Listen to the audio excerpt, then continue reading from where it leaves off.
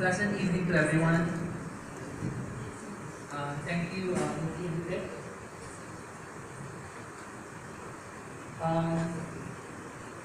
More and more I'm coming to see that the metaphysical dualism of the spirit and the flesh is the beginning of all evil. Once we turn matter into spirit's antagonistic opposite, it becomes easier, even or precisely when we speak piously, quoting passages from any of our scriptures, to disown this world and immolate it and its creatures in the name of the supposedly better hereafter. Here's a poem that came to me out of a feeling of utter despair, watching in my cozy little nook in Amsterdam live footage of the Beslan school massacre back in September of 2004. The massacre was perpetrated against Russian children by Islamist Chechen and English separatists. And what was additionally shocking was that many of the suicide warriors were actually women. The God of religion prefers the foundational spirit. Behold how his followers revile the warm, shapely flesh. In Iraq, as in Palestine, like the earthen pot it is, the hollow body is shattered with sure-fisted promptness, all for the spirit's skeletonless sake. Today in Beslan, southern Russia, from within the brick walls of a gutted school compound, emerges the body in its most disgraced form. Bare-boned children, parched and unfed for close to 3 days, stripped down to their underwear, stumble through a shower of bullets, or are carried off on stretchers or in burly men's arms. No, they are not necessarily breathing. The heavy-lidded eyes, the limp head and limbs drooping from the shaky clasp of a wailing mother or father, the gaunt, pallid face composed and freed at last from a captive life's anguish. Their black-veiled tormentors, themselves bereaved daughters and wives, had strapped blind destruction to their dispensable waists, to the small of their frivolous backs, and had blown themselves up with the hope of blowing up others. At the end of the day, the body multiplies into bodies, charred and indistinguishable, one from the stiff-lipped next, or shrouded in white bed sheets, laid out head to toe on the grass. O religion's great God, who so loathes the irrelevant flesh, I no longer ask why, or even seek your bright mercy.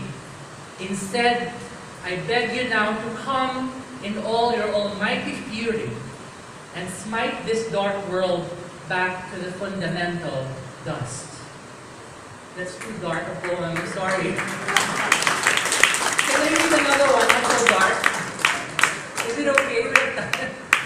I'm depressed already. Okay, no, seriously, it's fundamentalism. It's all about sacrificing the present for the sake of the hereafter. So, now the second poem was written by me after I watched the video of a beheading. So this is kind of related to what Ricky wrote about. But here I quote Rilke in the beginning, which is actually the very last line, very last sentence of his very famous sonnet. And the quote is, "You must change your life." The title of the poem is Torso. Evil or good is always a choice, and so is the act of watching it. On a website called Obrish, they lure like a menu of delectable fruit, archived videos of various beheadings, documentaries of summary death. One knows what it will be like. Somehow, the mind can glance forward as pictorially as it can cast backward. Blood, certainly, squirting in roving quivers of deep red. The head rolling into a welcoming basket. On the mask-like face, a grimace or a grin. say in our barbarous times, enough snippets of casual gore float about. From these, imagination can piece together a portrait that speaks a kind of narrative. But not here. Not in regard to this vision and sound that transpire past all meaning. Art not only pales, but dies before life, especially where life really dies then and there. No story can be told for this scene. This act and its guttural noise, its muffled pleadings, the blindfolded man whose head is hacked off from the pliable throat to the neck's bony back.